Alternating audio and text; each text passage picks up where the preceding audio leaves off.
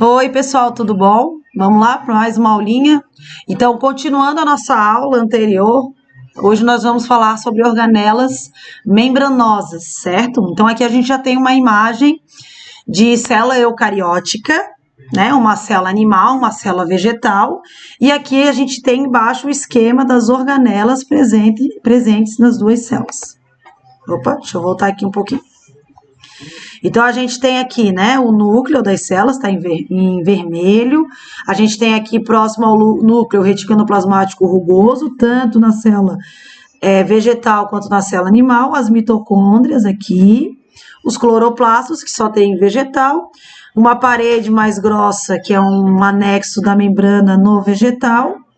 Aqui nós temos o vacúolo, que eu falei para vocês que é extremamente importante para as plantas. Aqui nós temos o citoesqueleto, que está presente nos dois. Aqui nós temos o lisossomo, que também está presente nos dois, e outras estruturas que nós vamos estudando. Então, assim, pessoal, não se preocupem, professora, é muita coisa. É muita coisa. Porém, o que vocês têm que saber? O nome da organela e qual é a função dela. Algumas organelas têm uma função só, outras organelas têm mais de uma função. Isso vocês têm que saber. Depois, até no decorrer do ano, vocês vão entendendo mais coisas sobre elas, tá? Mas tem que saber, tem que saber. Então, vamos lá. O ribossomo nós já falamos, né? É uma organela não membranosa. E qual é a função do ribossomo? Síntese proteica, ponto. Ribossomo faz síntese proteica. Ele pode estar livre, essa é uma imagem muito boa dele, ou ele pode estar preso no retículo endoplasmático rugoso, que quando nós falarmos de DNA, RNA, proteína, vocês vão conhecer melhor os ribossomos. Então, o que vocês têm que saber? Que o ribossomo faz síntese proteica. Então, já anota ali, já deixa bonitinho. Outra organela que é extremamente importante, agora é membranosa, né? São os retículos endoplasmáticos. O que é um retículo? O retículo é uma rede bem pequenininha que está dentro do plasma. Então, vocês conseguem ver essa imagem, ó. Retículo endoplasmático rugoso, porque tem um monte de bolinha aqui, e esse aqui não tem bolinha, então ele é chamado de liso. Então, a classificação é visual. Tem bolinha, é rugoso ou granuloso, não tem bolinha, é liso ou não granuloso. Qual é a função do retículo endoplasmático rugoso? Opa! Se ele tem ribossomo, então essas bolinhas são os ribossomos, e vocês estudaram que o ribossomo faz síntese proteica, ora, qual é a função do retículo endoplasmático rugoso? Síntese proteica, certo? No caso da bactéria, que é procarionte, só tem ribossomo, não tem retículo. Só vai ter retículo em célula eucarionte, certo? Então, isso vocês têm que saber. E o retículo endoplasmático rugoso, ele está ao lado do núcleo, Aqui está a parede do núcleo, está aqui, e aqui tem o retículo. Por quê? Porque se o RNA produz proteína, onde é que está o DNA? Está no núcleo. Então, a produção proteica, ela parte do núcleo e vai para o citoplasma. E se eu tenho que produzir proteína a partir de DNA, eu preciso que o retículo endoplasmático rugoso esteja ao lado do núcleo, beleza? Depois do retículo endoplasmático rugoso, ó, aqui é o rugoso, aqui é o liso. Como é que eu sei? Não tem bolinha ali. Ó a imagem anterior. Tá cheio de bolinha, que é o ribossomo. Tem uns pontinhos lá. Aqui você não enxerga ponto nenhum. Então, você sabe que ali é o retículo endoplasmático liso, que ele é uma continuação do rugoso, porém, sem ribossomo. Então, o retículo endoplasmático liso vai sintetizar proteína? Não, porque ele não tem ribossomo. Então, qual vai ser a função dele?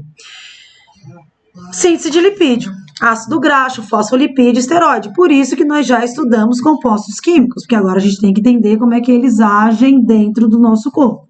Então, a síntese... professora, mas eu como lipídio. Tá, você come o lipídio, você digere no seu estômago, entra na corrente sanguínea e vai para o teu corpo.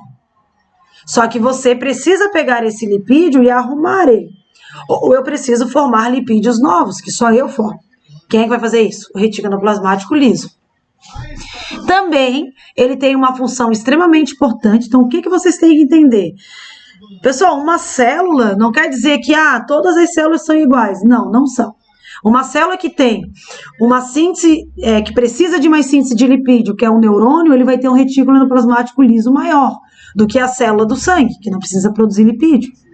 Então, dependendo onde a célula está e o órgão que ela está relacionada, ela vai ter mais de uma organela do que a outra. Todas as células, em geral, têm todas as organelas, mas dependendo aonde a função dela, ela vai ter uma especialização dessa organela, ela vai ter muito mais amostras dessa organela. Entenderam? É igual eu dizer que toda casa tem uma geladeira, um fogão, uma mesa. Toda casa tem geladeira, fogão e mesa. Agora, a minha casa, eu quero ter 3 mesas. Por quê? Porque eu recebo visitas. Alguém aí na casa precisa fazer comida para vender. Essa pessoa pode ter 2 fogões. Então, é a mesma coisa, tá? Outra função muito legal do retículo endoplasmático liso são as células hepáticas. O que é uma célula hepática? Nas células hepáticas que são do fígado, o retículo endoplasmático liso trabalha com desintoxicação. De quê, meu povo? De álcool. Então, aonde que vai ter um retículo endoplasmático liso gigante para desintoxicar o álcool? No fígado. Então, nas células, se eu quiser olhar uma célula para ver retículo endoplasmático liso, eu vou pegar a célula do fígado. Não vou pegar a célula do sangue. Ok? Outro local interessante, produção de hormônios sexuais. Quem é que produz o retículo endoplasmático liso? Quem são os hormônios sexuais? Estrógeno, progesterona e a testosterona, certo? E nas células musculares, auxiliam no armazenamento de cálcio, que a gente já falou sobre isso. Certinho? Então, aqui, depois ainda do retículo endoplasmático liso, tem essa estrutura, tá vendo aqui, ó? Parece um monte de mortadela ou presunto dobrado em cima do outro, que é o complexo de Golgi. De todas as estruturas do corpo, o único que ainda tem o nome de um cientista é o complexo de Golgi. Quem descobriu, ora, foi o Golgi. Então, são membranas, bolsas membranosas e achatadas, e elas têm uma parte cis e uma parte trans. A parte cis é essa daqui, que é a parte que vem depois do retículo endoplasmático liso. E a parte trans é a parte que vai excretar para fora da célula, tá? E aí, você enxerga várias bolinhas, tá vendo, ó? Essas bolinhas nós vamos estudar depois, pode ser um lisossomo, pode ser um acrossomo, pode ser N coisas. Então, o complexo de Golgi, além de ser uma organela muito importante, ela também produz outras organelas, beleza? Olha só que bonita essa imagem. Eu tenho um núcleo, eu tenho um retículo endoplasmático rugoso, retículo endoplasmático liso, estão vendo ali, ó? E aqui eu tenho um complexo de Golgi, certo? Que nesse caso ele tá meio invertido, mas tudo bem. Ele tá com a fase cis para cá e a trans para cá, mas tudo bem. Então, qual é a função dele? Então, vejam, tudo que eu tenho na membrana plasmática, o que eu falei para vocês? Que a membrana é lipoproteica. Quem é que produz a membrana lipoproteica? É a célula. O núcleo produz a proteína, que no retículo plasmático rugoso, junto com ele. E quem é que produz o lipídio da membrana? Da célula e das organelas. O retículo plasmático liso. Mas o lipídio e a proteína não estão prontos, eles têm que ser arrumados. Quem é que arruma eles? O complexo de Golgi. Então, de repente, eu vou lá, eu faço um bolo, mas eu preciso que alguém decore, que alguém coloque algum enfeite. Quem faz isso é o complexo de Golgi. Então, ele pega a matéria, ele compra a matéria-prima e ele faz um produto. Quem faz isso é o complexo de Golgi. Então, ele recebe, que nem está dizendo ali, muitas proteínas e lipídios do retículo endoplasmático, liso e rugoso, e depois ele libera para o citoplasma ou ainda para fora da célula, ok? O colesterol, né, é produzido dentro da célula também. Enzimas do tubo digestório, substâncias mucosas do trato respiratório e de certos hormônios. Ou até, lembra lá, o tubo digestório, existem células que excretam ácido clorídrico e tem célula que produz um muco para que o ácido clorídrico não degrade a célula do estômago.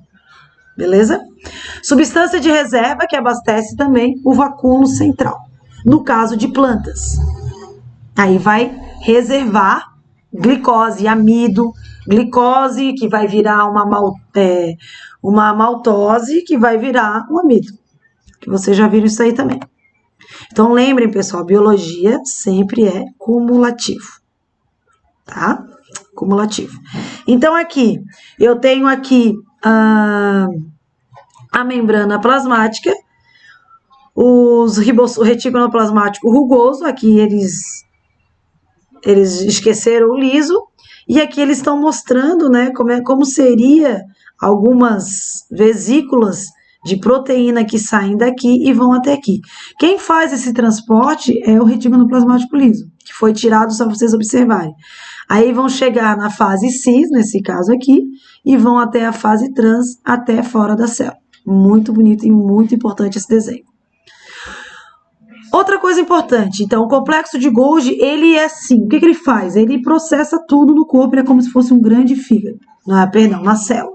Então, ele sintetiza carboidratos, produz lisossomo, que é aquelas bolinhas, e também o acrossomo, que é essa parte aqui do espermatozoide. Então, quando o espermatozoide chega perto do óvulo, como é que ele entra? Ele libera essa bolsa cheia de enzima digestiva e começa a degradar a parede do óvulo. E aí, quando ela fura, entra e bota o núcleo aí, toda a sua estrutura para dentro do óvulo, certo? Extremamente importante. Os lisossomos fazem que função? Digestão intracelular. Então, pode ser em relação à fagocitose, pode ser em relação à pinocitose e também defesa. Porque pode sim um glóbulo branco englobar uma bactéria, ficar dentro de um lisossomo, encher de enzimas e degradar essa bactéria e defender o corpo. Ou um vírus, ou um protozoário, ou qualquer outro parasita, certo? E também existe uma coisa muito importante, que é não é autofagia, como é que é o nome, pessoal? É a lise celular, que eu já vou falar sobre isso. Primeiro eu vou falar sobre essa autofagia, que a gente tem. Então, vejam, quando nós somos embriões, que vocês vão estudar isso lá no segundo ano, a nossa mão, ela não é assim. Primeiro é feita uma mão com membranas, né? Como se fosse um pato. Aí, quem é que vai fazer essa definição? O lisossomo. O lisossomo é que vai fazer a morte programada, que é a apoptose, é esse nome que eu estava tentando lembrar, que vai matar essas células para fazer esse acabamento da mão, que vai matar a célula para fazer o buraco do nariz, que vai matar a célula para fazer o buraco da boca, do olho e outros detalhes aí nas nossas células e órgãos, tá? No caso aqui da metamorfose dos anuros, que aqui no caso vocês conhecem como sapo, mas pode ser perereca ou rã, mas não vou falar muito sobre isso agora. Eles precisam degradar essa cauda, porque eles só têm cauda na fase de larva. E essa cauda, quem é que vai destruir? Os lisossomos. Então, uma morte programada, quem faz é o lisossomo. Essa célula está sendo atacada, sofreu uma mutação. Essa célula vai ser eliminada do corpo. Quem que faz isso? O lisossomo. Diferente de uma necrose. Necrose é quando fica roxo e eu tenho que amputar. O lisossomo, ele faz uma morte programada e, de certa forma, saudável para o corpo.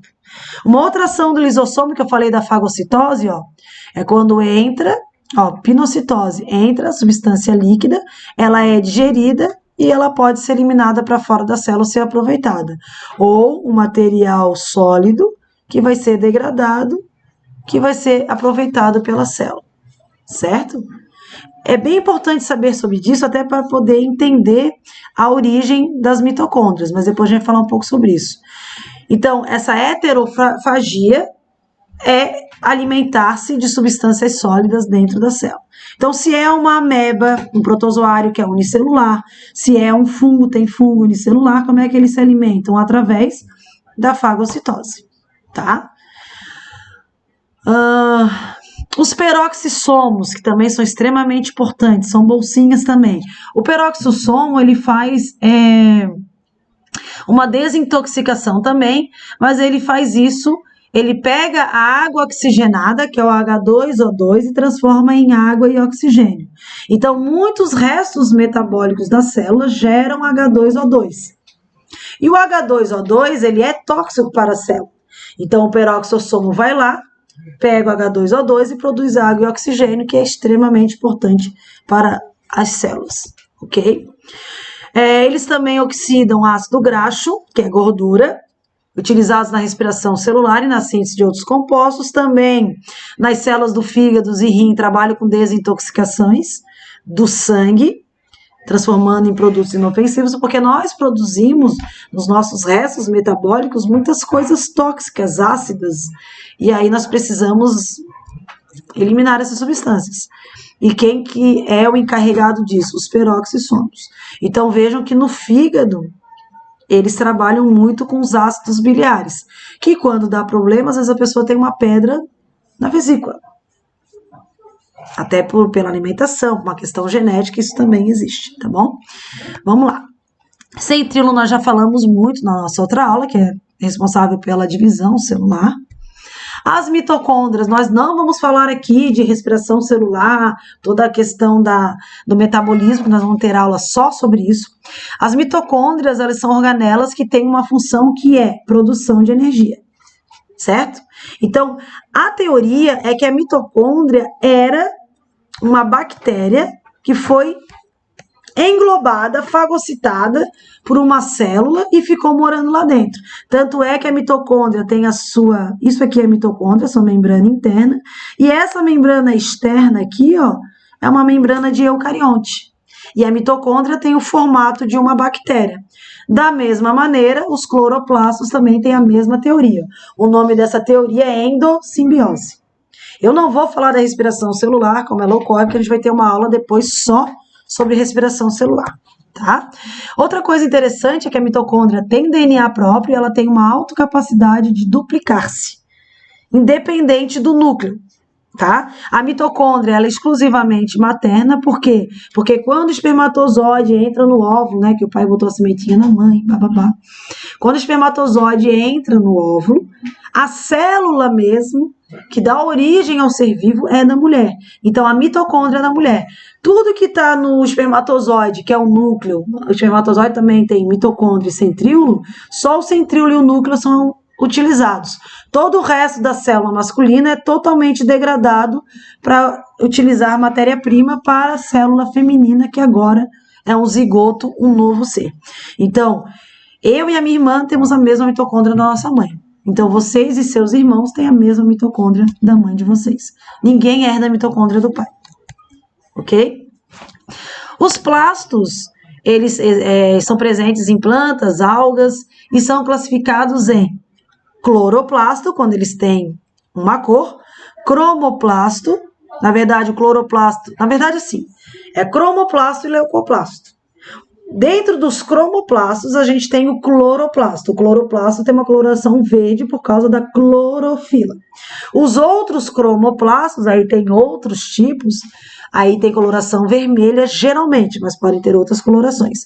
E o leucoplasto é uma coloração esbranquiçada. Leuco é sempre branco, tá? Por isso que a gente chama assim, leucócito, célula branca, tá? Os glóbulos brancos. Os cloroplastos, que é o que nos interessam, eles também têm um formato aqui, ó, um monte de bolinha na célula, dá para ver no microscópio, que vocês ainda espero vejam ainda em algum momento. Eles também têm esse formato de bastão, que parece uma bactéria, e também foram fagocitados. Eles têm como principal função realizar a fotossíntese. Também não se preocupem que eu não vou falar agora da fotossíntese, nós vamos estudá-la depois. E existe uma relação muito bacana entre a mitocôndria e o cloroplasto, que nós vamos ver depois também. Mas vejam que elas são bem semelhantes. Tem a membrana interna e tem uma membrana externa. Aqui tem uma membrana interna e tem uma membrana externa. Ok? As duas têm DNA próprio e o cloroplasto e a mitocôndria estão juntos em plantas e só a mitocôndria está nos animais. Os cromoplastos não têm clorofila e têm como função produzir alguns pigmentos amarelados, alaranjados, vermelhos, que são os carotenoides, que são responsáveis pelas cores de flores, frutos. Por quê? Porque é importante para a polinização, disseminação de sementes das plantas e essa relação que elas têm com os animais. E também seleção natural. Os leucoplastos têm uma função muito mais de armazenamento de amido. Então, eles vão estar presentes aonde? Na batata. Certo? Então, o vacúolo, que é aquela bola que eu falei que é importante na célula vegetal, tá? Se for numa batata, vai estar cheio de leucoplasto. Então, é mais ou menos assim que funciona. Tá aqui, ó. Acabei de falar dele. Aqui, ó. beleza? Então, é ali que vai estar a quantidade de reserva de amido, no caso da planta, certo? O vacúolo, então, é uma outra estrutura, né? Extremamente importante. Existem alguns tipos de vacúolo. Esse vacúolo da célula a gente chama de vacúolo do sulco celular, que é um vacúolo de armazenamento. Então, se eu vejo uma célula nova, o vacúolo é pequeno. A partir do momento, ó, tá aqui, ó. Aqui é o núcleo, perdão. A partir do momento que a célula vai aumentando, o vacúolo vai ficando grande. Então, se eu vou comer uma goiaba madura, o vacúolo está bem grande, cheio de amido, cheio de outras vitaminas importantes para a nossa alimentação. Qual é a função? Então, a gente tem vacúolo de reserva, vacúolo digestivo e nós temos vacúolo pulsátil. O vacúolo do sulco celular é de planta. O vacúolo pulsátil é de protozoário. O vacúolo digestivo pode ter em qualquer célula, exceto células procarióticas. Então, eles podem ter função pressão osmótica, passagem de água, armazenamento, reservatório de substâncias prejudiciais, no caso, a gente chama de princípio ativo, né? Eu uso essa planta porque ela ameniza a dor. Aí eu vou lá, faço um medicamento com aquela proteína. Então, às vezes, lá que está guardado. Estão vendo aqui o Comigo Ninguém Pode? Toda essa coloração aqui é o vacúolo que está guardando o pigmento tóxico. Se eu comer uma folha inteira, eu morro. Tá? Pode conter drusas e raftes, que é uma defesa, né? Contra plantas herbívoras que são tipo como é que eu vou dizer? Uns espinhozinhos pequenininhos. Tá? E é isso aí. Então, nós vimos todas as organelas, anotem as organelas, anotem a função principal e gravem muito bem, façam os exercícios para isso ficar bem claro, porque vai ser extremamente importante para todo o nosso conteúdo até o final do ano, tá bom? No mais, eu aguardo as dúvidas de vocês e um beijo. Tchau, tchau.